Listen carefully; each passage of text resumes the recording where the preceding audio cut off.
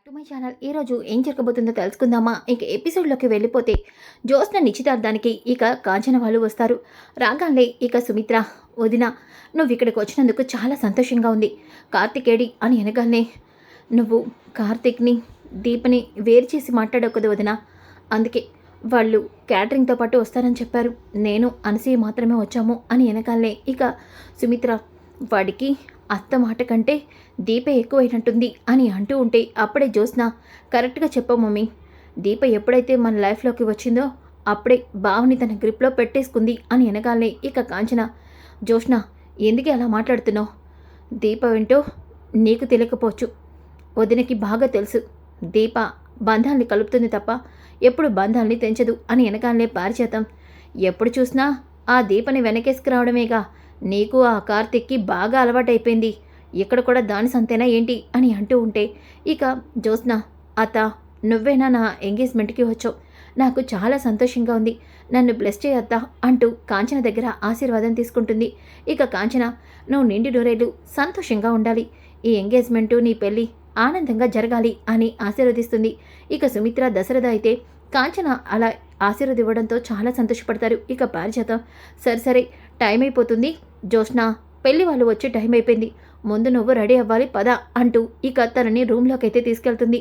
ఇంతలోకి సుమిత్ర అలాగే దశరథ, కాంచన కార్తీక్ కూడా వస్తే బాగుండేది అన్నయ్య, కార్తీక్ ఇప్పుడు ఒక్కడు కాదు, వాడికి భార్య కూతురు ఉన్నారు, కానీ నువ్వు మాత్రం దీపకి బొట్టు పెట్టకుండా దీపని ఎందుకు వదిన దూరం చేశావు? నాకు అర్థం కావట్లేదు. దీప ఎలాంటిదో అందరికంటే ముందు నీకే తెలుసు, అలాంటి నువ్వు దీపకి ఎందుకు బొట్టు పెట్టలేదు, ఎందుకు దీపని దూరం పెట్టావు వదిన అని అంటుంది. ఇక దాంతో కాంచన, వదిన ఇప్పుడు నువ్వు ఇక్కడికి వచ్చావు, ఇప్పుడు అవన్నీ తెలుసుకోవడం అవసరమా ఏంటి? అయినా దీప ఇదివరకట్లా లేదు, దీప మనసు మారిపోయిందిలే, నువ్వు తప్పుగా అపార్థం చేసుకుంటున్నావు వదిన అని అంటూ ఉంటే ఇక అప్పుడే శౌర్య, నానమ్మ అనుకుంటూ అక్కడికి వస్తుంది. ఇక దశరథ అలాగే సుమిత్ర, శౌర్య ముద్దుల అమ్మమ్మ అంటూ ఇద్దరిని హక్ చేసుకుంటుంది. ఏంటి మీ నాన్న మీ అమ్మతో కలిసి వస్తానన్నావు? అవును, అమ్మ నాన్న కూడా వచ్చారు కదా, అదిగో వాళ్ళు అక్కడే ఉన్నారు అని వెనకాలనే సుమిత్ర, దశరథ, కార్తీక్ అలాగే దీపని చూస్తారు. ఇక సుమిత్ర అయితే అక్కడికి వెళ్ళి, ఏంట్రా కార్తీక్ ఇది, నేను ఈ ఇంటికి గెస్ట్లా ఆహ్వానిస్తే నువ్వు ఇలా క్యాటరింగ్ హాల్తో రావటం ఏంటి? నా భార్య ఎక్కడుంటే నేను అక్కడే ఉంటానత్తా, అందుకే దీప నేను కలిసే వచ్చాము. అవునులే, నీకు మాకంటే వాళ్ళే ఎక్కువైపోయారు కదా అని అనగానే ఇక దీప, సుమిత్రమ్మ ఎందుకు అలా మాట్లాడుతున్నారు? కార్తీక్ బాబు, నేను ఇదంతా చూసుకుంటాను, మీరు ఎంగేజ్మెంట్కి వెళ్ళండి, ఫంక్షన్ దగ్గరికి వెళ్ళండి అని వెనకాలనే, దీప నువ్వెక్కడుంటే నేను అక్కడే ఉంటాను, నువ్వు నా భార్యవి, నిన్ను పిలవనప్పుడు నిన్ను గౌరవించినప్పుడు నేను ఎలా వెళ్తాననుకుంటున్నావు? మనం క్యాటరింగ్ పని మీద వచ్చాం, అది చూసుకొని వెళ్దాము అని చెప్పి కార్తీక్ అయితే అంటాడు. ఇక సుమిత్ర, ఒరే కార్తీక్ అని అంటూ ఉంటే ఇంతలోకి దశరథ, సుమిత్ర వాణ్ణి ఇబ్బంది పెట్టమాకు, పద వెళ్దాం అంటూ అక్కడి నుంచి వెళ్ళిపోతారు. ఇంకా ఒక పక్కన జ్యోత్స్న అయితే రెడీ అవుతూ ఉంటుంది. ఇక పారిజాతం, నా మనవరాలు నిజంగా ఎంత అందంగా కుందనపు బొమ్మలా ఉంది, ఈరోజు నా మనవరాల్ని కనుక చూస్తే జనాలందరూ కూడా ఇంత అందగత్తిని మిస్ అయ్యామే అని అందరూ కూడా నోటు మీద వేలు వేసుకుంటారు అని అనగానే, గ్రాని బావ కూడానా అని అంటుంది. ఒక్కసారిగా పారిజాతం, అదేంటే వాడికి ఆ దీప తప్ప ఎవరో అందంగా కనిపించర్లే, వాడి గురించి ఎందుకులే ఇప్పుడు మాట్లాడటం అని చెప్పి పారిజాతం అంటుంది. ఇక జ్యోత్స్న, గ్రాని నిన్ను ఇక్కడే ఉండమని చెప్పాను నిన్ను, అది కాదే, దీప అలాగే బావ వాళ్ళు వచ్చారంట, మరి నువ్వు చేయాల్సిన పని చేయవా? బాగా గుర్తు చేసావే, నేను చేయాల్సిన పనులు చాలా ఉన్నాయి, చేసొస్తానుండు అంటూ పారిజాతం అయితే ఇక బయటికి వెళ్తుంది. ఇంతలోకి అప్పుడే జ్యూస్లన్నీ కూడా వచ్చిన గెస్ట్లకి ఇస్తూ ఉంటారు. ఇంతలోకి వెనక వరుసలో ఉన్న వాళ్ళకి జ్యూస్లు ఇవ్వరు. అది చూసిన పారిజాతం ఇక అంటూ దీప దగ్గరికి వస్తుంది. ఇక దీప, ఏంటి పారిజాతం గారు, నాతో ఏమన్నా మాట్లాడాలా? ఏంటి మాట్లాడేది? మీకు క్యాటరింగ్ ఇచ్చింది వచ్చిన గెస్ట్లందరికీ కూడా అన్ని రకాలుగా సర్వ్ చేస్తారని అన్ని ఐటమ్స్ చెప్పి పెద్ద మెనూ రాసుకొని వెళ్ళాడు వాడు, ఇదేనా చేయటం? ఏమైంది? అదిగో ఆ వెనక ఉన్న వాళ్ళెవ్వరికీ కూడా కనీసం జ్యూస్ కూడా ఇవ్వలేదంట, ఇదేనా మీరు చూసేది? అంటే లైన్లో ఇస్తున్నారు పారిజాతం గారు అని అంటూ ఉంటే, మరి నువ్వేం చేస్తావు? చూడు, వచ్చిన గెస్ట్లకు ఏమైనా తక్కువైతే అస్సలు ఊరుకోను అని వెనకాలనే ఇక దీప, నేను వెళ్ళి ఇస్తాను అంటూ అందరికీ గ్లాసెస్లో జ్యూస్ తీసుకొని ఇక వెళ్ళి సర్వ్ చేస్తూ ఉంటుంది. అది చూస్తున్న పారిజాతం, నువ్వు పనిదానివే, అందుకే నేను అవమానించడానికి నా మనవరాలు నేను కలిసి వేసిన ప్లాన్ ఇది అని మనసును అనుకుంటుంది. ఇక కార్తీక్ దీప జ్యూస్ సర్వ్ చేయడం చూసి ఒక్కసారిగా, దీప నువ్వు సర్వ్ చేస్తున్నావేంటి, పని వాళ్ళు ఉన్నారు కదా అని వెనకాలనే, అంటే కార్తీక్ బాబు వాళ్ళు కూడా ఏదో ఒక పని చేస్తున్నారు, ఖాళీగా ఉండడం ఎందుకని, నువ్వు కావాలని చేస్తున్నావా లేదంటే నీతో ఇక్కడున్న వాళ్ళు చేయిస్తున్నారా అని పారిజాతం వైపు కోపంగా చూస్తూ అడుగుతాడు. ఇక పారిజాతం, ఏంట్రా నేనేదో నీ పెళ్ళంతో కష్టపడినట్టు అలా ఉరుమురం చూస్తావేంటి, మీరే క్యాటరింగ్ తీసుకున్నారుగా, చేయాల్సిన పని మీదేగా, మరి ఎందుకురా అలా చూస్తున్నా నా వంక అని అంటూ ఉంటే ఇక దీప, కార్తీక్ బాబు ఎందుకు అనవసరంగా గొడవ అని అంటుంది. ఇంతలోకి పారిజాతం, అలాగే అబ్బాయి వాళ్ళు పైన రూమ్లో ఉన్నారు, వాళ్ళకు కూడా వెళ్ళి జ్యూస్ ఇవ్వు వెళ్ళు అని అంటూ ఉంటే ఇక కార్తీక్, దీప ఇదంతా నువ్వు చేయాల్సిన అవసరం లేదు, వాటిని అక్కడ పట్టేసి, కార్తీక్ బాబు మనం ఇక్కడికి వచ్చింది మనం క్యాటరింగ్ చేయడానికి, ఇలా పంతానికి పోతే మనకి బ్యాడ్ నేమ్ వస్తుంది, అలాగే మన గురించి తక్కువ చేసి మాట్లాడతారు, దీనివల్ల మనకి ఇంకొక 2-3 కాంట్రాక్ట్లు కూడా వస్తాయి, మీరేమీ మాట్లాడద్దు, ఇది వేరే వాళ్ళ ఫంక్షన్ అయితే మనం చేసేవాళ్ళం కాదా అంటూ దీప అయితే ఇక ఆ జ్యూస్ తీసుకొని పైకైతే వెళ్తుంది. ఇక కార్తీక్ ఏమో కోపంగా ఉంటాడు. పారిజాతం, మనవడా నువ్వు ఇలా అవ్వడమే రా నాకు కావాల్సింది, నా మనవరాల్ని పెళ్లి చేసుకుంటే ఈ కోట్ల ఆస్తికి నువ్వే వారసుడు అయ్యేవాడివి, కానీ ఇప్పుడు ఇక్కడ పనివాడివయ్యావు అని పారిజాతం అనుకుంటూ ఉంటే ఇక కార్తీక్, ఏ పారు ఏంటి ఏదో కొనుక్కుంటున్నావు, నేనేం కొనుక్కుంటాను రా, నా మనవరాలి మెడలో తాళి కట్టుంటే ఈరోజు ఇక్కడ నువ్వే ఓనర్లా ఉండేవాడివి, కానీ ఈరోజు నువ్వు ఇక్కడ ఒక పనివాడివయ్యావు అని వెనకాలనే, దీప భర్తగా ఇలా పనివాడైనందుకైనా నేను మనశ్శాంతిగా ప్రశాంతంగా ఉన్నాను, కానీ జోష్ను చేసుకోబోయేవాడిని గురించి ఆలోచిస్తుంటేనే బాధగా ఉంది, ఏంట్రా అంటే నా మనవరాలు రాకాషి దయ్యమా, ఏమో ఆ విషయం నీకే తెలియాలి అంటూ కార్తీక్ వెళ్ళిపోతాడు. ఇక దీప అయితే జ్యూస్ తీసుకొని పైకి వెళ్తుంది. వెళ్ళేసరికి గౌతమ్ ఫ్రెండ్స్ అందరూ గౌతమ్ చుట్టూ కూర్చుని ఉంటారు. ఇక వాళ్ళు, అరే గౌతమ్గా లక్ అంటే నీదేరా, నిజంగా నువ్వు సూపర్ రా అని అంటూ ఉంటే ఇక దీప ఒక్కసారిగా అని అంటుంది. ఇక వాళ్ళ ఫ్రెండ్స్ అందరూ, ఒరే జ్యూస్ వచ్చిందిరా అని అంటూ ఉంటే అందరూ తీసుకోండి అని అంటాడు. ఇక అందరూ కూడా జ్యూస్ తీసుకొని ఉంటారు. ఇక దీప అయితే అందరికీ జ్యూస్ ఇచ్చేసి గౌతమ్ని వెనక నుంచి చూడటంతో పక్కనే గ్లాస్ పెట్టేసి అక్కడి నుంచి వెళ్ళిపోతూ ఉంటుంది. ఇక గౌతమ్ ఫ్రెండ్స్ అయితే, ఒరే నిజంగా నువ్వు లక్కీరా, ఈ ఎంగేజ్మెంట్ అయిపోతే జోష్న నీకు భార్య అయిపోయినట్టే, కోట్ల ఆస్తికి నువ్వే వారసుడివి అని అనగానే, ఎస్ ఈ ఆస్తి నా సొంతమైతే నా ఎంజాయ్మెంట్స్ అన్నీ కూడా లైఫ్ లాంగ్ ఎవరు నన్ను ఆపలేరు అని చెప్పేసి అంటూ ఉంటాడు. ఇంతలోకి అప్పుడే శౌర్య కూడా పైకి వస్తుంది. ఇక దీపని హక్ చేసుకొని, అమ్మా నువ్వు ఇక్కడున్నావా, నీ కోసం మొత్తం వెతుకుతున్నాను, ఎందుకమ్మా, ఎందుకంటే నాన్న నిన్ను త్వరగా కిందకి తీసుకురమ్మన్నాడు, నువ్వు అన్ని పనులు చేస్తున్నావంటే కదా. శౌర్య, నాన్న అలాగే అంటాడు కానీ నువ్వు ఇష్టం వచ్చినట్టు అన్ని చోట్లకి పరిగెత్తమాకు సరేనా అని చెప్పేసి ఇక శౌర్య దీప శౌర్యని తీసుకొని కిందకి వెళ్ళబోతూ ఉంటే అప్పుడే ఒక అమ్మాయి ఏడుస్తూ పైకి వస్తూ ఉంటుంది. అది చూసిన దీప, ఇదేంటి ఈ అమ్మాయి ఇలా ఏడుస్తూ పైకి వస్తుందేంటి అని చెప్పేసి ఇక దీప అయితే, శౌర్య ఒక్క నిమిషం ఆకు అంటూ ఇక దీప ఆ ఏడుస్తున్న అమ్మాయిని ఫాలో అవుతూ వెళ్తుంది. ఇంతలోకి అప్పుడే పెళ్లి కొడుకు రూమ్ దగ్గరికి ఆ అమ్మాయి వెళ్తుంది. తను వెళ్ళగానే రూమ్లో ఉన్న అందరూ కూడా ఇక బయటికి వచ్చేస్తారు. ఇక వాళ్ళందరూ బయటికి వచ్చేసి, ఏంటో వీడి పెళ్లి పెట్టుకుని ఇప్పుడు వీడి ఖాతాలో ఎంతమంది అమ్మాయిలు వస్తారో ఇక్కడికి, ఈ గౌతంగాడు నిజంగా నక్కతోక తొక్కినట్టున్నాడురా, వీడి గురించి వాళ్ళకి తెలుసో లేదో తెలీదు, కానీ వీడు మాత్రం జోష్నని పెళ్లి చేసుకుని లైఫ్ సెటిల్ చేసుకుంటున్నాడు అని అనుకుంటూ ఉంటారు. ఆ మాటలు విన్న దీపకి ఏమీ అర్థం కాదు.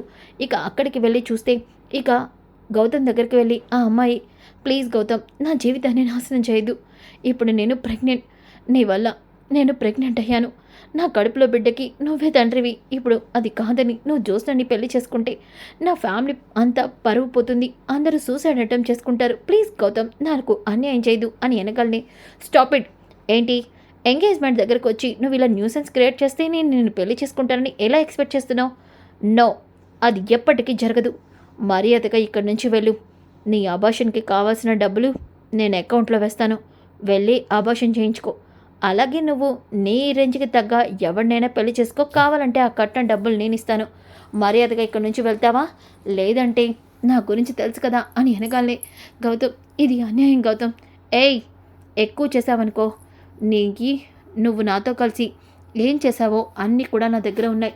వాటిని మార్ఫింగ్ చేసి నీ క్యారెక్టర్ బ్యాడ్ అని అందరి ముందు ప్రూవ్ చేస్తాను. తెలిసిందా? మర్యాదగా ఇక్కడి నుంచి వెళ్ళు అని చెప్పేసి ఇక గౌతమ్ తనని బెదిరించి పంపించేస్తుంటే ఏడుస్తూ వెళ్ళిపోతుంది. ఇక దీప, ఏంటి వీడు ఇంత పెద్ద ఎదవా, ఈ విషయం జ్యోత్స్నకి చెప్పాలి అని అనుకుంటూ, ఏయ్ నువ్వెవడివిరా, జ్యోత్స్నని పెళ్లి చేసుకుని తన జీవితాన్ని నాశనం చేయాలనుకుంటున్నావా? ఇప్పుడే నీ గురించి నేను కిందకి వెళ్ళి చెప్తాను అని అనగానే ఒక్కసారిగా గౌతమ్ వెనక్కి తిరిగి, ఏయ్ ఎవరు నువ్వు అని అంటాడు. దీప గౌతమ్ని చూసి షాక్ అయిపోతుంది. నువ్వా? నువ్వు జ్యోత్స్నని పెళ్లి చేసుకొని పోయేవాడివా? ఇప్పుడే నువ్వెలాంటి వాడివో తాతయ్యతో, అలాగే సుమిత్రమ్మతో, దశరథతో అందరితో కూడా చెప్తాను అని అనగానే, చెప్పడానికి నువ్వు కిందకి వెళ్తేనే కదా అని అంటాడు. ఏమంటున్నావు నువ్వు? అవునే, నువ్వు నా గురించి కింద చెప్తే వాళ్ళందరూ ఎంగేజ్మెంట్ని క్యాన్సిల్ చేస్తారు. అలా చేస్తానికి నేనేమైనా పిచ్చివాడిని అనుకుంటున్నావా ఏంటి? ఇక్కడే నిన్ను సమాధి చేస్తాను అని వెనకాలే, ఏంట్రా నువ్వు అంటుంది, ఇప్పుడే నేను కిందకి వెళ్తాను అంటూ దీప వెళ్ళబోతూ ఉంటే వెనక నుంచి గౌతమ్ ఇక దీప తల మీద కొడతాడు. ఆ దెబ్బతో ఒక్కసారిగా దీప అక్కడికక్కడే కుప్పకూలిపోతుంది. ఇంతలోకి శౌర్య అమ్మా అమ్మా అనుకుంటూ పైకి వస్తుంది. ఇక గౌతమ్ అయితే, దీన్ని ఎలా అయినా సరే ఇక్కడి నుంచి మాయం చేయాలి, ఎందుకంటే ఎంగేజ్మెంట్ అయ్యే వరకు ఇది బయటికి రాకూడదు అని చెప్పేసి గౌతమ్ అయితే ఇక దీపంని లాక్కుంటూ ఒక పక్కకి తీసుకెళ్ళి పడేస్తాడు. అలాగే రూమ్కి గడి వేసి ఇంకా బయటికి వచ్చేస్తాడు. ఇంతలోకి అప్పుడే శౌర్య అమ్మా అమ్మ అంటూ పైకి వస్తుంది. ఇక గౌతమ్ అయితే కిందకి వచ్చేస్తాడు. శౌర్యకి దీప ఎంత వెతికినా కనిపించదు. అమ్మేంటి ఇట్టే కదా వెళ్ళింది, అమ్మ లేదేంటి ఇక్కడ అని చెప్పేసి ఇక శౌర్య అయితే దీప కోసమే వెతుకుతూ అక్కడే ఉండిపోతుంది. ఇక కార్తీక్ అయితే అక్కడే క్యాటరింగ్ దగ్గర ఉంటాడు. ఇంతలోకి జ్యోత్స్నకి అలాగే గౌతమ్కి నిశ్చితార్థం జరుగుతూ ఉంటుంది. ఇక కార్తీక్, ఇదేంటి దీప ఎక్కడ కనిపించట్లేదేంటి, దీప ఎక్కడికి వెళ్ళింది అని చెప్పి దీప కోసం వెతుకుతూ ఉంటే పారిజాతం, ఏంటి వెతుకుతున్నావు, క్యాటరింగ్కి ఆర్డర్ ఇస్తే ఇలా ఇటు తిరుగుతున్నావేంటి అని కార్తీక్ని అంటుంది. పారు, దీప కనిపించట్లేదు. ఏంట్రా నీ పెళ్ళమేదో 10 ఏళ్ల బాలమణిలాగా కనిపించట్లేదు అని అంటున్నావేంటి? ఎక్కడ ఉంటుందిలే, ముందు వచ్చిన గెస్టులందరికీ ఎక్కడ లోటు లేకుండా చూసుకో అని చెప్పి పారిజాతం అంటుంది. ఇక గౌతమ్ అయితే స్టేజ్ మీదకే వస్తాడు. ఇక జ్యోత్స్న అయితే గౌతమ్ని చూస్తూ సిగ్గుపడుతుంది. ఇంతలోకి కాంచన, సుమిత్ర అందరూ కూడా అక్కడే ఉంటారు. ఇక జ్యోత్స్న అయితే కార్తీక్ అలా వచ్చిన గెస్టులందరికీ కూడా సర్వ్ చేస్తూ కనిపిస్తూ ఉంటాడు. అది చూసిన జ్యోత్స్న, బావా నన్ను పెళ్లి చేసుకుని ఉంటే నువ్వు ఈ పొజిషన్లో ఉండేవాడివి, ఆ దీపం చేసుకోవడం నీ పొజిషన్ అలా ఉంది, ఈ విషయం నీకు అర్థం కావాలని క్యాటరింగ్కి ఇచ్చింది అని మనసులో అనుకుంటుంది. ఇంకా ఒక పక్కన కార్తీక్కి దీప కనిపించకపోయేసరికి దీప కోసం ఇక వెతుకుతూ ఉంటాడు. ఇంతలోకి స్టెప్స్ మీదకి వస్తున్నప్పుడు దీప పైకి వెళ్తానని చెప్పింది కదా అంటూ కార్తీక్ పైకైతే వస్తాడు. అప్పుడే శౌర్య కనిపిస్తుంది. శౌర్య, ఇక్కడేం చేస్తున్నావు నువ్వు? అది నాన్న, అమ్మ పైకి వెళ్ళింది, ఎవరో అమ్మాయి ఏడుస్తూ పైకి వస్తే అమ్మ తనతో పాటు పైకి వెళ్ళింది, కానీ ఇక్కడ ఎంత వెతికినా అమ్మ కనిపించట్లేదు, అందుకే అమ్మ కోసం వెతుకుతున్నాను నాన్న అని అంటుంది. అవునా, అమ్మ ఎక్కడుందో నేను చూస్తాను, కానీ ముందు నువ్వు కిందకి వెళ్ళు అని చెప్పేసి కార్తీక్ అయితే శౌర్యని కిందకి పంపించేస్తాడు. దీప పైకి వచ్చిందా? మరి పైకి వచ్చినప్పుడు దీప ఎక్కడున్నట్టు? పెళ్ళికొడుకు గదిలో జ్యూస్ ఇవ్వమని పారు చెప్పింది కదా, పెళ్ళికొడుకు గదిలోకి దీప వెళ్ళుంటుందా అని చెప్పేసి ఇక రూమ్ దగ్గరికి వస్తాడు. రూమ్ బయట గడి వేయడం చూసి, రూమ్ బయట గడి వేసిందంటే దీప ఈ రూమ్లో లేదనుకుంటా, మరి దీప ఎక్కడికి వెళ్ళినట్టు అని కార్తీక్ అటు ఇటు వెతుకుతూ ఉంటే అప్పుడే కిటికీలోంచి దీప కనిపిస్తుంది. ఒక్కసారిగా కిటికీలో దీపని చూసి కార్తీక్ షాక్ అయిపోతాడు. ఇక వెంటనే కార్తీక్ డోర్ ఓపెన్ చేసి దీపా దీప అంటూ దీప తలపైన అయిన గాయాన్ని చూసి వెంటనే తన కర్చీఫ్ తీసి దీప తలకి కడతాడు. దీప దీప దీప ఏమైంది దీప, కళ్ళు తెరువు దీప అంటూ కార్తీక్ అయితే దీపక్ ముఖం మీద నీళ్ళని చుమ్ముతాడు. ఇక అలాగే దీప కూడా కార్తీక్ బాబు అని అంటుంది. దీప ఏమైంది నీకు, తలపైన ఈ గాయం, ఈ రక్తం, నిన్ను రూమ్లో పెట్టి ఎవరు బయట గడి వేశారు, చెప్పు దీప, ఎవరు నీ మీద ఇలాంటి అటెంప్ట్ చేశారు, ఏమైంది దీప అని వెనకాలనే కార్తీక్ బాబు జ్యోత్స్న ఎంగేజ్మెంటు, జ్యోత్స్న నిన్నేమైనా చేసిందా? లేదు కార్తీక్ బాబు, జ్యోత్స్న ఎంగేజ్మెంట్ అయిపోయిందా? అవలేదు, కింద జరుగుతుంది. లేదు కార్తీక్ బాబు, జ్యోత్స్న ఎంగేజ్మెంట్ జరగకూడదు, వెంటనే మనం ఎంగేజ్మెంట్ని ఆపాలి, పదండి కార్తీక్ బాబు అంటూ దీప అయితే కార్తీక్ని తీసుకొని గబగబా కిందకైతే వస్తుంది.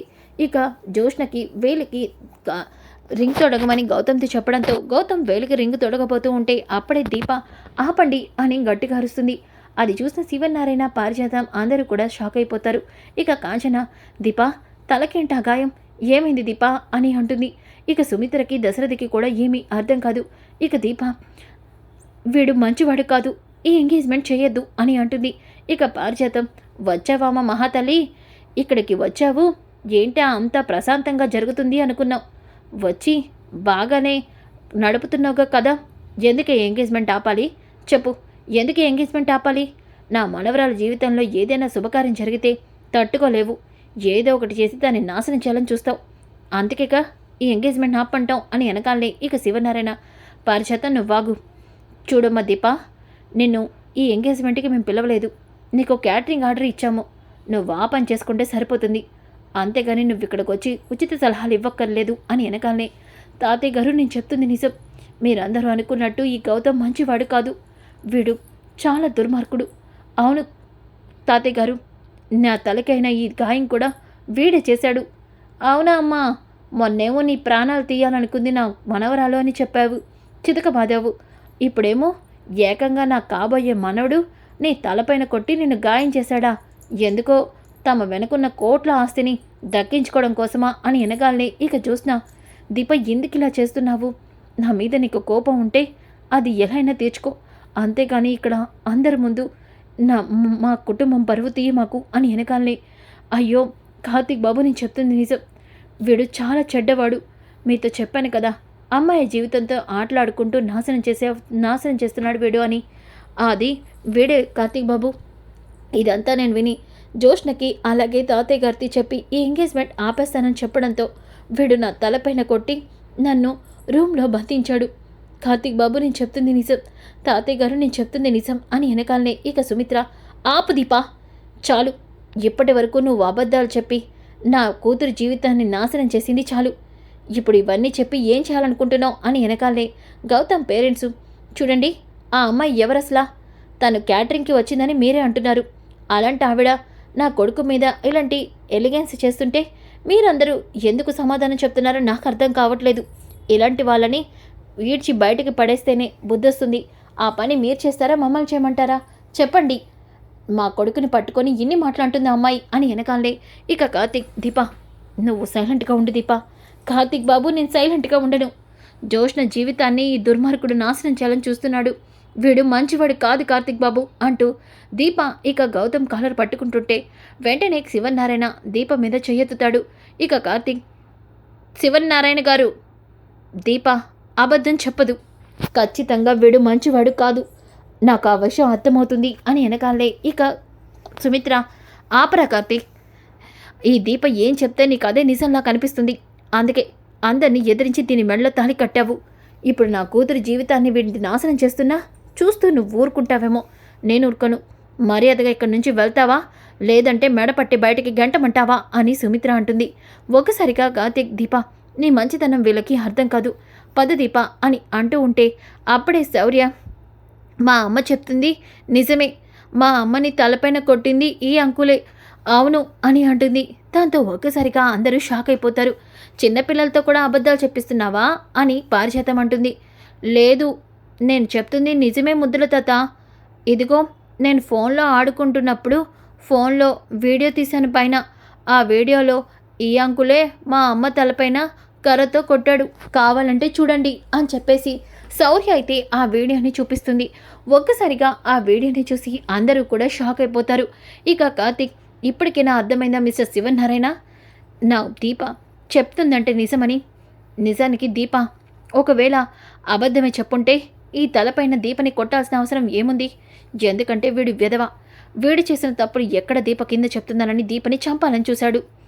రక్తపు మడుగులో ఉన్న దీపని సమయానికి నేను వెళ్ళటం వల్ల కాపాడి కిందకి తీసుకొచ్చాను అని అనడంతో అప్పుడే ఆ అమ్మాయి కూడా అక్కడికి వచ్చి ఏడుస్తూ, అవును సార్, ఆ అమ్మాయి చెప్తుంది నిజం, వీడు మంచివాడు కాదు, దుర్మార్గుడు, నా కడుపులో బిడ్డకి వీడే తండ్రి, నా జీవితాన్ని ఎందుకు నాశనం చేశావంటే డబ్బుతో నన్ను కొనాలని చూస్తున్నాడు, ఇదిగోండి వీడు నేను కలిసి ప్రేమించుకున్నప్పుడు దిగిన ఫొటోసు, అలాగే నాకు అబార్షన్ చేయించుకోమని వాడు నా అకౌంట్లో వేసిన 2 lakhs చూడండి సార్ అని ఇక తను ప్రూఫ్తో సహా చూపిస్తుంది. ఒక్కసారిగా శివనారాయణ ఇక గౌతమ్ చంప పగలగొడతాడు. ఇక గౌతమ్ అక్కడి నుంచి వెళ్ళిపోతాడు. ఇంతలోకి శివనారాయణ, ఎంత పనిచేసావురా దుర్మార్గుడా, నా కుటుంబం పరువే తీసావు కదరా అంటూ ఒక్కసారిగా శివనారాయణ గుండెపోటుతో అక్కడికక్కడే కుప్పకూలిపోతాడు. ఇది చూసిన సుమిత్ర, దశరథ అందరూ కూడా మావయ్య గారు, తాత అంటూ అందరూ కూడా శివనారాయణని హాస్పిటల్లో అయితే జాయిన్ చేపిస్తారు. ఇక పారిజాతం, పాపిstiదానా నీ వల్లే ఇదంతా జరిగింది అని వెనకాలే ఇక సుమిత్ర, ఆపుతారా అత్తయ్య గారు, దీపం చేసిందని దీపని ఎందుకు తిడుతున్నారు? దీపేగన సమయానికి వచ్చి గౌతమ్ గురించి నిజం చెప్పకపోతే నా కూతురి భవిష్యత్తు ఏమయ్యేదో ఊహించుకుంటేనే భయంగా ఉంది. దీపా, నీ విషయంలో నిన్ను కొట్టి నిన్ను బాధ పెట్టినా ఈరోజు నువ్వు నా కూతురి జీవితాన్ని కాపాడావు అని సుమిత్ర అయితే దీపని మెచ్చుకుంటుంది. ఇక జ్యోత్స్న అయితే బాధపడుతున్నట్టు ఇక నటిస్తూ ఉంటే ఇంతలోకి పారిజాతం, ఏడమ్మకే, నీకు ఇంత అన్యాయం చేస్తున్న దాన్ని కూడా మీ అమ్మ వెనకేసుకొస్తుంది. పోనీలే, ఎలా అయితేనేమైంది, ఆ దుర్మార్గుడితో నీకు ఎంగేజ్మెంట్ జరగలేదు. గ్రాని, ఖచ్చితంగా గౌతమ్తో నా ఎంగేజ్మెంట్ జరగదు, ఆ విషయం నాకు తెలుసు. ఏంటి నువ్వు అంటుంది? అవును, గౌతమ్ చెడ్డవాడన్న విషయం నాకు ముందే తెలుసు. అలాగే ఈ ఎంగేజ్మెంటు దీప చేతుల మీద దీపే ఆపుతుందని కూడా నాకు తెలుసు. కాకపోతే నేను ఎక్స్పెక్ట్ చేయింది ఏంటంటే దీప తలకి దెబ్బ, అలాగే తాతకి గుండెపోటు. జ్యోత్స్న, ఏమంటున్నావే నువ్వు? అవును గ్రాని, ఆ రోజు నేను గౌతమ్ని కలుస్తానని చెప్పాను కదా, కానీ గౌతమ్ని కలవలేదని మీ అందరితో అబద్ధం చెప్పాను. యాక్చువల్లీ నేను ఆ రోజే గౌతమ్ ఇంటికి వెళ్ళాను. అక్కడే తెలిసింది గౌతమ్ ఎలాంటి వాడో అని. దీపతో పాటు నాకు కూడా ఆ రోజు తెలిసింది. కానీ దీప గౌతమ్కి వార్నింగ్ ఇవ్వడం చూశాను. ఖచ్చితంగా దీప ఎంగేజ్మెంట్కి వస్తే ఈ ఎంగేజ్మెంట్ ఆగిపోతుందని, అలాగే తాత ఇక ఈ పెళ్లి విషయాలు జోలికి ఇంకా వెళ్ళడు అని నేనే పెళ్ళికి ఒప్పుకున్నట్టు అందరి ముందు నటించాను. చూసావుగా ఏం జరిగిందో? వసే పాపిష్టిదానా, ఇంత పనిచేసావా? ఈ విషయం కనుక మీ ఇంట్లో ఎవరికైనా తెలిస్తే ఏమవుతుందో తెలుసా? ఏమవుతుంది? ఏమీ అవదు అని అంటూ ఉంటే సుమిత్ర మొత్తం వినేసి జ్యోత్స్న చెంప పగలగొడుతుంది. ఇక జ్యోత్స్న, మమ్మీ నోరు ముయ్యవే, నేనంతా విన్నాను. వాడు గురించి తెలిసి కూడా పెళ్ళికి ఒప్పుకుంటావా? కార్తీక్ని కోసం ఇంకా ఇంటి పనులు చేస్తున్నావా? నీకు సిగ్గుందా అసలా? నువ్వు వాడదానివేనా అని చెప్పేసి ఇక అంటూ ఉంటే అప్పుడే డాక్టర్ బయటకు వచ్చి, పేషెంట్ కళ్ళు తెరిచారు, ఇప్పుడు పేషెంట్కి బాగానే ఉంది, మైల్డ్ స్ట్రోక్ అని చెప్పేసి అంటాడు. ఒక్కసారిగా అందరూ లోపలికి వెళ్తారు. సో ఫ్రెండ్స్, కమింగ్ ఎపిసోడ్ చాలా చాలా ఇంట్రెస్టింగ్గా ఉంటుంది. డోంట్ మిస్ ఈ వీడియో. నచ్చితే తప్పకుండా లైక్ చేసి షేర్ చేయండి. Thanks for watching. Back to my channel. ఈరోజు ఏం జరగబోతుందో తెలుసుకుందామా? ఇక ఎపిసోడ్లోకి వెళ్ళిపోతే